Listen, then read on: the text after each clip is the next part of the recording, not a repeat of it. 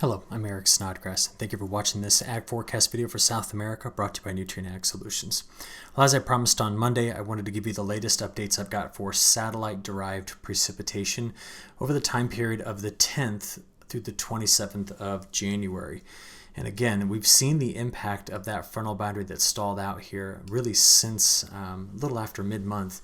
And some places down in Argentina, which were near record drought, have since picked up anywhere between 6 and some places over a foot of rain. Now, most of this rain has really fallen on the end of the Paraná River, okay? And therefore, this isn't correcting some of the really low levels of the river farther to the north here, because so much of this heavy rain's been on the south, coming out of Buenos Aires, going over toward Cordoba, and even near Santa Fe. But you do notice that as you get north of that, we had quite a bit of scattered storms that have come through parts of Paraná and Santa Catarina. But a little bit farther to the north, we've had some regions that have been drier. Now, over the last about 15 days, we've built up about a 3 to 4 inch deficit in rainfall in Mato Grosso, but this has been beneficial to the harvesting of soybeans and the planting of the Safrinha crop. And right now, that's matching the 5-year pace on the planting of the Safrinha crop and, of course, the harvesting of the first crop of soybeans. Now, why this is important is that these very heavy rains came in after a lot of drought, and the frontal boundary that made these are starting to move to the north. It's going to sit right here into southern Brazil. And that's some of the bigger changes that we've been kind of watching out for. But I want to just show you some numbers here, or some maps, I guess. This would be our Grace, this is shallow water. Let me show you root zone soil moisture. There you go. So our root zone soil moisture map here has picked up on the heavy rainfall. You can see it now. But as we stated, the drought region to the north of this has not yet been been able to experience the heavy rains from that front. It's got to move in that direction with time here. So that's kind of just our latest update on where we've been with that precip. Now I want to just show you a little bit of the meteorology that got us into this. So this is going back all the way from the 1st of November through the 25th of January. And why we've been so dry south is because of what you see here now. It's a little subtle, but you can see the moisture was coming off of the intertropical convergence zone, and it tended to make a quick turn like this. So what did that do? That delivered a lot of rain north of that line, which hits Mato Grosso, hits parts of Guayas, but Tocantins, and this Bahia region. But to the south of it, you see where their flow was anomalously coming from? That's out of the subtropics. There's not a lot of moisture in here. And one of the big reasons for that was that throughout much of this time period, we had you see them down here, extremely strong winds, not only in the upper levels of the atmosphere and the jet stream, but they got all the way down to the surface. So what did you not get? Fronts that came through here to change this flow and deliver a better monsoonal circulation. And that's why up until the most recent rains, the heaviest stuff was to the north. About 40% of Brazil's growing area was very dry to the south. Paraguay, Uruguay, and Argentina were very dry. You can even see a little bit better here. This is, see that right in there? That is that very strong branch of the jet stream level winds that have had a tight grip on the Antarctic Oscillation, the AAO. That's why we've not seen these fronts coming through until very recently. Because throughout much of October and in November and December, the AAO continued to spike up high. When has it come, back to normal? Well, every time it does this, and where it currently sits, it's still above average, but in that region, we've had a better chance of getting a front come through. And I'd like to show it to you. This is where it is currently. So the sun is set when I'm recording this. So let me take you back today.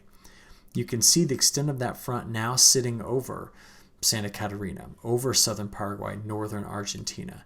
And while Argentina is going to go over dry for the next several days here, that front's going to slide further to the north, delivering some rain to some very dry conditions. Now, as I think about where this is all going to go, there are a few pieces that are I'm trying to put together to understand it. And a lot of it has to do with what's going on in the tropics right now. And I'd like to show you this map first. You see, currently, we've got really good rising motion over Brazil, all right? But with time, we start to see that backing off because the MJO is trying to do a bit of a reset, maybe back over here into phase 4, 5, and 6, maybe even over here into phase 3 at some point. And that's because those trade winds are meeting up with the slower trade winds or the westerly wind bursts about here, which puts us back into this region. Now, I had thought that we were going to see that MJO pop back out over into phase 7, but lately these trade winds have kind of dominated. And the longer range models are not right now taking the MJO back out into high amplitude phase 7. And there's even some reason to believe that it could come out over here into phase 5. Again, my reasoning for that is if we just match up where the trade winds are meeting, basically the blue-greens are meeting the reds, that's sitting somewhere in this vicinity. Now I'm going to touch on that again at the end of this video. But in the near term, with the MJO, let's go back to it, just collapsed right here in the middle, it's not a dominant factor. And our 10-day forecast is largely dominated by that front stalling. Better rains returning north of it, heavy rains along the front, and we're back over to higher pressure and drier conditions farther to the south. And that's really the main story that we're going to be seeing here in Argentina, high pressure, southern Brazil, stalled front, north of it, better rains returning. Now, where's it going after that? Well, to answer that question, I'd like to show you this. Let me take you back. I was just looking at it here.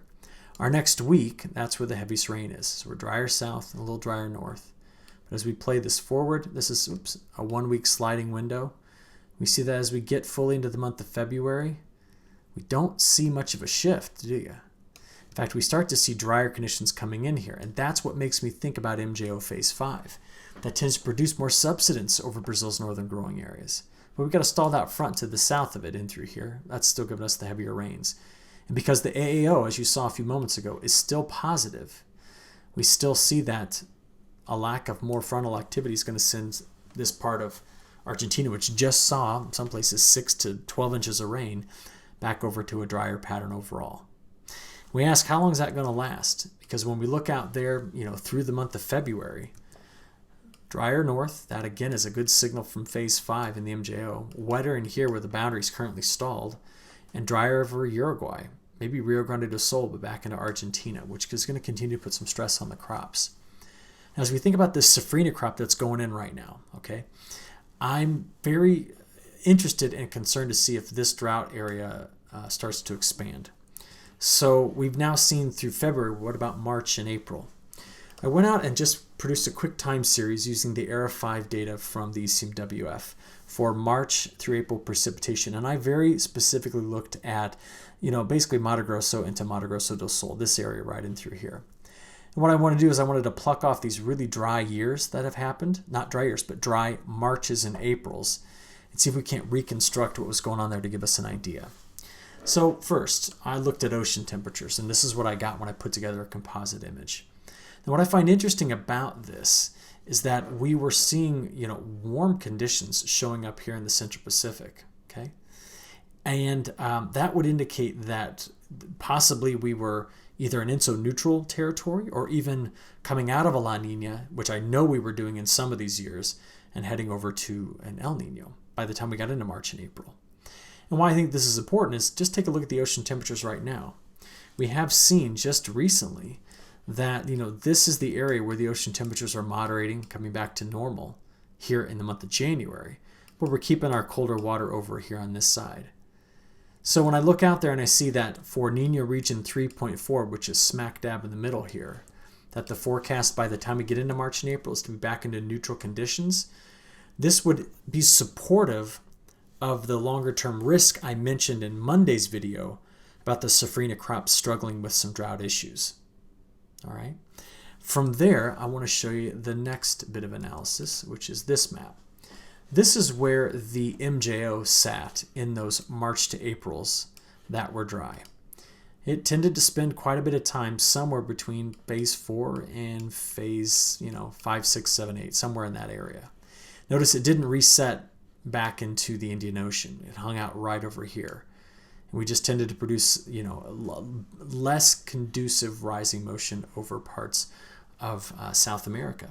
So that's why I'm so concerned, just coming back to this, that if the MJO now is going to be sitting somewhere in this vicinity, does it migrate east as it normally does? Because if it does do that, that would put us over the next several weeks into a situation where we get something like this occurring. And it all boils down to how the monsoonal circulation works and where those fronts are. So during these same years, this is the way that the low-level winds worked. You see there was anomalously high pressure sitting in here. So instead of pulling in the moisture from the north and pulling it around and letting it exit in this area, the circulation kind of got tight in through here and therefore didn't tap into all of that moisture.